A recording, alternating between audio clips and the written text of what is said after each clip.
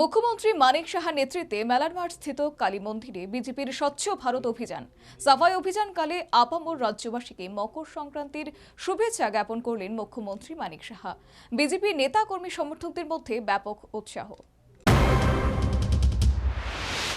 আগামী 22 জানুয়ারি অযোধ্যায় রাম মন্দিরের আনুষ্ঠানিক উদ্বোধন। এর আগে গোটা দেশব্যাপী রাম মন্দির উদ্বোধনকে স্মরণীয় করে রাখতে প্রতিটি মন্দির প্রাঙ্গণে সাফাই অভিযানের কর্মসূচি হাতে নিয়েছে বিজেপি। 14 জানুয়ারি থেকে এই কর্মসূচি পালন শুরু, রাজ্যেও এর ব্যতিক্রম নেই। এই নিরীক্ষে সোমবার মুখ্যমন্ত্রী মানিক সাহার নেতৃত্বে বিজেপির নেতা কর্মী সমর্থকরা আগরতলার মেলারমাঠ স্থিত কালী মন্দির প্রাঙ্গণে সাফাই অভিযান করলেন। কার্যত বিজেপির বরদোয়ালি মণ্ডলের উদ্যোগে এই স্বচ্ছ ভারত কর্মসূচি পালন। এই সাফাই অভিযান চলাকালে রাজ্যবাসীকে মকর সংক্রান্তির শুভেচ্ছা জ্ঞাপন করলেন মুখ্যমন্ত্রী মানিক সাহা।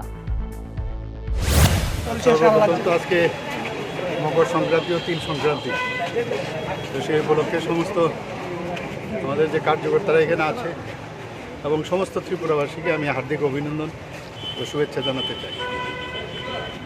গতকাল থেকে আমাদের শুরু হয়েছে স্বচ্ছ ভারত অভিযান এবং আমাদের যশস্বী প্রধানমন্ত্রী নরেন্দ্র মোদীজির আহ্বানে সমস্ত মন্দির এবং মন্দিরের আশেপাশে আমরা এই স্বচ্ছ ভারত অভিযান করছি।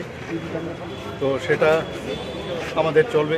আপনারা সবাই জানেন যে 22 তারিখ আমাদের মাননীয় প্রধানমন্ত্রী যে 500 বছর ধরে যে ভাবছিল যে কবে রাম মন্দির প্রতিষ্ঠিত হবে, এবং এটা ভারতবাসীর কাছে একটা আস্থা বিশ্বাসের জায়গা।